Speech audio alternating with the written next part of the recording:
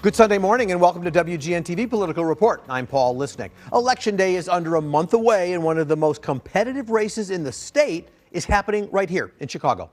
82-year-old Danny Davis has held the 7th congressional seat for nearly 30 years, and now he's facing 4 challengers, including two-time progressive candidate Kina Collins and Chicago City Treasurer Melissa Conyers-Ervin. Former Deputy to Governor Pritzker, Corey Marshall, is also in the race, as well as educator Nikhil Bhatia.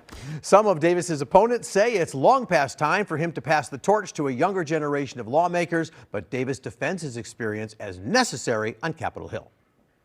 When you got high water and you're trying to get across the river, you don't change horses in the middle of the stream. The bright blue 7th District covers a large part of downtown from River North through the South Loop. Then it cuts through West Englewood. It also covers parts of the city's west side from the West Loop through Oak Park and out to Hillside. Whoever wins the March 19th primary will likely go into Congress next year. In 2022, one of Danny Davis's challengers won 45% of the primary vote, trailing the incumbent by just under 5,000 votes. Kina Collins joins me this morning in our WGN studios to talk about her 3rd bid for the 7th District seat. Good to see you. Thank you so much for having me. So you are a lifelong activist focusing on gun violence prevention and health care, 2 issues for Congress. Talk for a moment about how your upbringing in Austin and organizing career inform your political positions today. Yeah, you know, it put me in a really unique position to talk to voters and really relate to voters in Illinois 7, which public safety is the #1 issue that we're focused on, and that's my bread and butter issues is gun violence prevention. I went from being a survivor, unfortunately witnessing a young person gunned down in my childhood neighborhood, to being a public policy advocate, serving as executive director for one of the largest gun violence prevention nonprofits here in the state of Illinois, and then being tapped by President Biden and Vice President Harris to serve on their transition team and advise their senior advisors on federal legislation around common sense gun safety. So these are the tabletop issues that people care about in Illinois 7, and I have the experience to bring it to them. And not your first rodeo, as we've said. You've tried this before. You've long said it's time for new leadership in the district. But here's a reality. Influence in the House can depend on seniority, and Danny Davis has that. So the question is, most people view this as, maybe his last term. Why would he not get one more term given his significant seniority? I think he's like 34 among 435 people. Well, in the last primary, we took nearly 50% of the district. That was a mandate by the people in the Illinois 7th Congressional District. Quite honestly, the way that I see it is, we out fundraised him 2-to-1, small dollar individual donations, no union support really, no big political endorsement. It was just grassroots support. I see this as an opportunity that Congressman Davis should have been mentoring me or someone else to take the seat. Our seniority with Congressman Davis isn't getting us much on the west side or the south side or in the provisos of the western suburbs. We have one of the highest recidivism rates around crime and sending folks back to jail. We have a 20% unemployment rate across the Illinois 7, which we know is 2 times higher than the national average. And we have the largest life expectancy gap in the nation between Streeterville and West Englewood, a 30-year life gap based off of a 30-minute car ride. It's time for us to turn the page and usher in new leadership. So sometimes, endorsements don't matter to a lot of people. They matter to some, but just to walk through it, Melissa Conyers-Ervin, she's backed by the CTU. Congressman Davis has the endorsement of the Clergy Coalition, who say he's accomplished a lot. Their theme seems to be maintain the gains. Are there policy issues which you believe he gets wrong? I don't necessarily think that this is an ideological fight. I think that this is a question of how are we going to organize and put energy back into the Illinois 7. We're a crucial district in the Midwest. To the north of us is Wisconsin. To the south of us is Indiana. We know that a Democrat is going to win this seat. We should be organizing other Democrats to help go in these battleground states and secure a blue wall across the Midwest. To see where you fall on the spectrum, you've garnered endorsements from progressives like Alderman Danny LaSpada, Byron Sigcho Lopez, Angela Clay. Where do you fall on that progressive continuum? I mean, I stand for the people in the Illinois 7. I'm running to be the representative for them. I'm a Democrat, so I don't get into the mix of being a progressive or being this. I'm working for working class families in this district and talking about the issues that are important to them. So if you get to Congress, you'll be of low seniority. That's just by definition. And if Republicans control the House, because they could, what is your first order of business and how do you expect to get it done?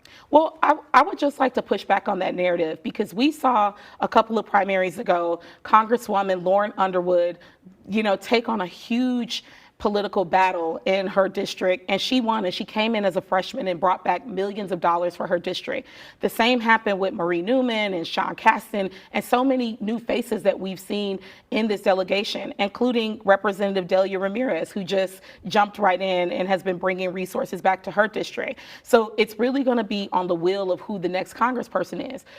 My goal is to focus on public safety, bolster a strong local economy. Downtown is in our district, and so are key neighborhoods across the west side and south side.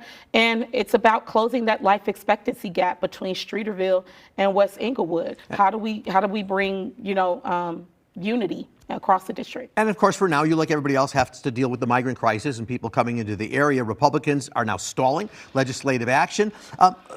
President Biden seems to be finally acting, potentially, with these executive decisions. But did the administration wait too long? Because some would say they sat around for 3 years and all of a sudden they see it as a huge election issue and now they're acting. Yeah, and I think that the voters are rightfully frustrated. Communities that have been rocked by poverty for decades have not received the resources that they need. The entire communication process of how this could have been streamlined in a more efficient and effective way was not done clearly. And I think it's very antiquated politics and bureaucracy that caused that. I'm happy to see that the president is moving forward, but we haven't had one town hall in our district about the migrant crisis, and that needs to change. You mentioned the gun violence issue. I want to just bring that up. Congress seems to be unable to get anything done. What would your priority be there? Well, number one, we got to take on gun manufacturers and gun shops. Here in the city of Chicago, between Indiana, Wisconsin, and Mississippi, that's where our flow of illegal guns are coming in the city of Chicago. We don't have one gun shop or one shooting range in the city of Chicago. So we are not spreading this gun violence across the country, but other places that have very lax laws are spreading the gun violence in the city of Chicago. So taking on those gun manufacturers and gun shops, and then striking at the root cause, which is poverty.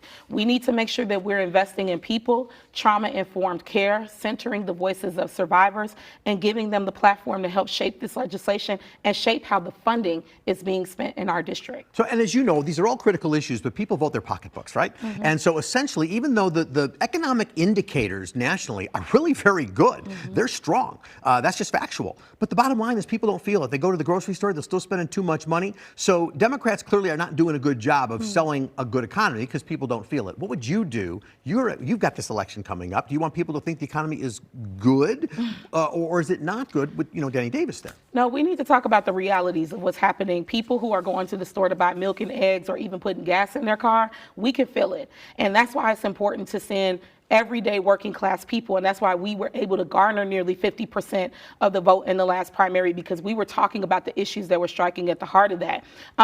No, we have to talk about the reality. People are working 2 or 3 jobs to make ends meet. They're using 30 to 60% of their paycheck for skyrocketing rents. We need to make sure that we're putting those needs, those voices, those stories to the forefront, and that we're holding corporations accountable, that they're paying people fair wages, and that we're standing with working class families. All right, Keena Collins, running in the 7th District. We're keeping an eye on this race, so thank you for spending time with us. I appreciate that very much. We'll be watching the race. Thanks for being with me. All right, next week, we're going to bring you interviews with both Danny Davis and Melissa Conyers-Ervin. For more on the campaigns, you can head to our website, WGNTV.com. We're going to take our first break. Coming up next on WGN-TV Political Report, we'll go to Springfield. Do not let the doom grifters steal your optimism about what's ahead for Illinois. Our future is bright and opportunity lies ahead. The people of Illinois are going to become the governor's piggy bank. Oh, the battle over the budget, it's underway. We're talking to Sylvia Puente about what it all means for the Latino community. And later, what Mayor Brandon Johnson revealed about the short-term ShotSpotter extension and his allies net another win at the Board of Education. Don't go anywhere.